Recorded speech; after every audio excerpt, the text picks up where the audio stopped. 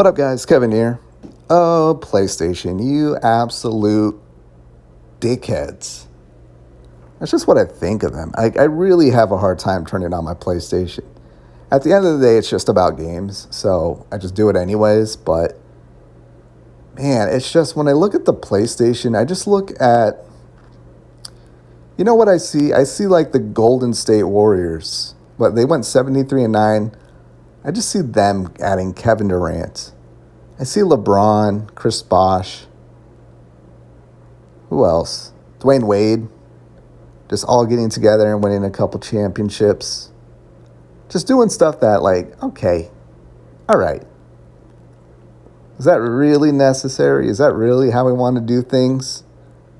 It's like, cool, you guys won titles, but look how you won the titles. That's how I feel about PlayStation. Like, yeah, you're in the lead. You're the market leader.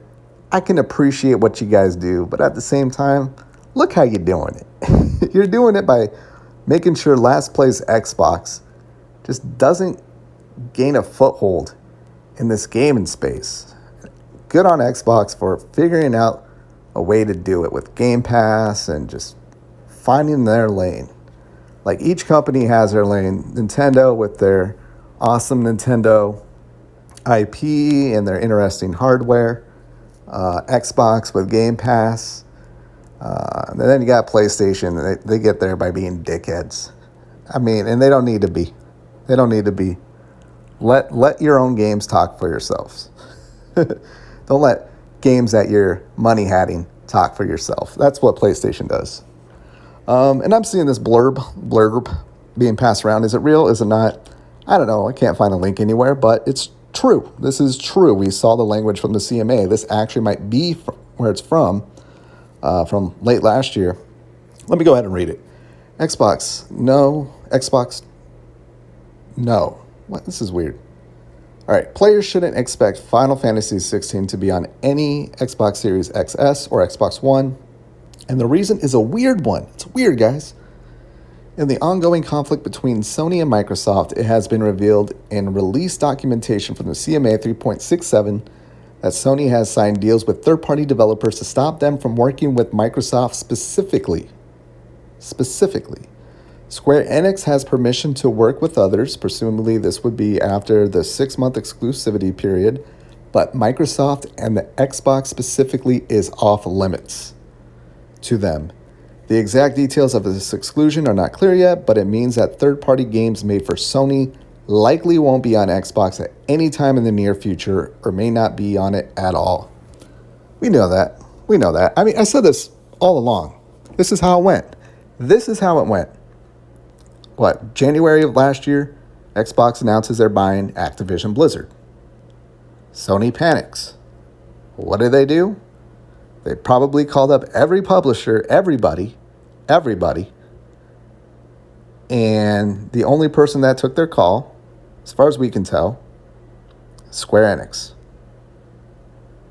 And they said, hey, Square Enix, we love you guys. But you see what's going on. We need to stick together. Don't put your games on Xbox. You can put your games everywhere, Nintendo, you name it, Ouya. Do not put your games on Xbox anymore. Now, hopefully that came with some financial benefit. Knowing Square Enix, who sold what? Their Western Studios for like, what, $300 million? And didn't they flip just the rights to Amazon for like $600 million? And then they're doing NFTs. I really wouldn't be surprised if Sony took advantage of them and said, hey, you give us $50 million a year, and in return, you don't put your games on Xbox. I think Square Enix may be that stupid to take the deal, the way they've been acting lately. But yeah, we knew this was going on. And hopefully no one else. I'm a little worried about Konami, but then Konami, I forgot, is releasing Suikoden 1 and 2. But, yeah. Now, I see the PlayStation guys, oh, is this called exclusivity contract? Everyone does it. Nobody does it like PlayStation. Nobody does it like PlayStation where they reach out to a third-party publisher developer and get them to just not bring games to Xbox. Not do it. And what really pisses me off about it is it's not a one-to-one thing. It's not like Xbox can go out there and do the same deals. They can, but it's not going to be the same number. It's not going to be the same number that PlayStation would pay to keep games off Xbox. Xbox is in last place. They're not going to sell as many copies. So that price is not that much. Whereas Xbox, they would have to pay way more. Let's just say Final Fantasy 17. Let's just say the roles were reversed. Final Fantasy 17. Let's just say 16. It's exclusive to Xbox for 6 months, and then it can go wherever it wants. But PlayStation, do you think that number is the same? Do you think that number is the same to keep the game off PlayStation? Absolutely not. It's going to be at least double, triple, probably 10 times. It's probably a lot. And that's why you don't see Xbox do it that often. That's why you don't see them do it, especially for big games, because it's like, well, at the price we pay, we'll just buy you outright. We will just rather buy you outright. And that's why when I see the whole legislators and Congress and senators write a letter to Sony, yeah, it's a little cheesy and corny, but I'm not one of these, like, I'm not dismissing it totally.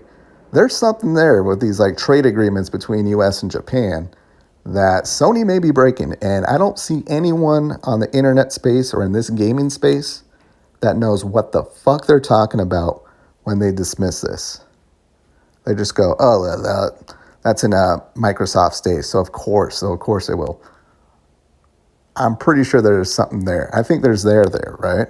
There's there.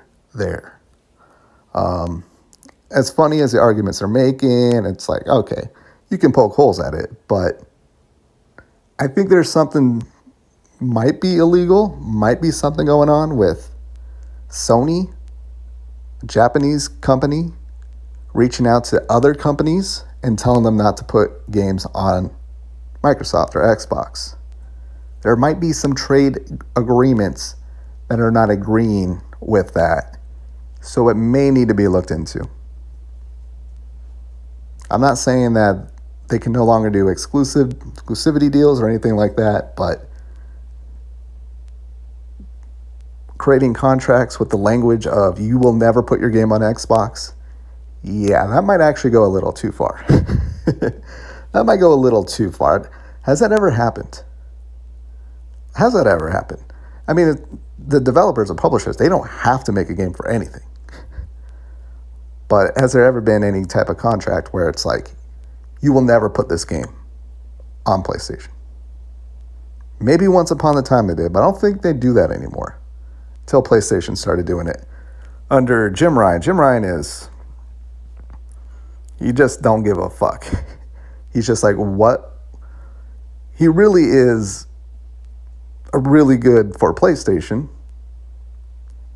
Because at the end of the day, it's, well, this game's on PlayStation and not on Xbox.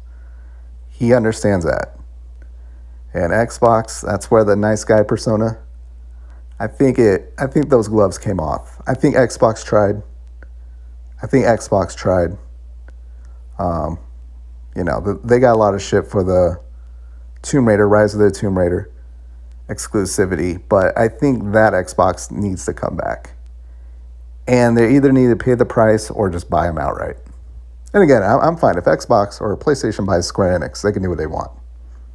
I want them to buy Square Enix because this is just a weird relationship between Square Enix and everybody else, specifically Xbox. But, all right, I'm done now.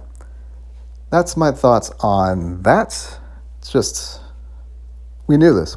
It's just another blurb stating the obvious. CMA tomorrow.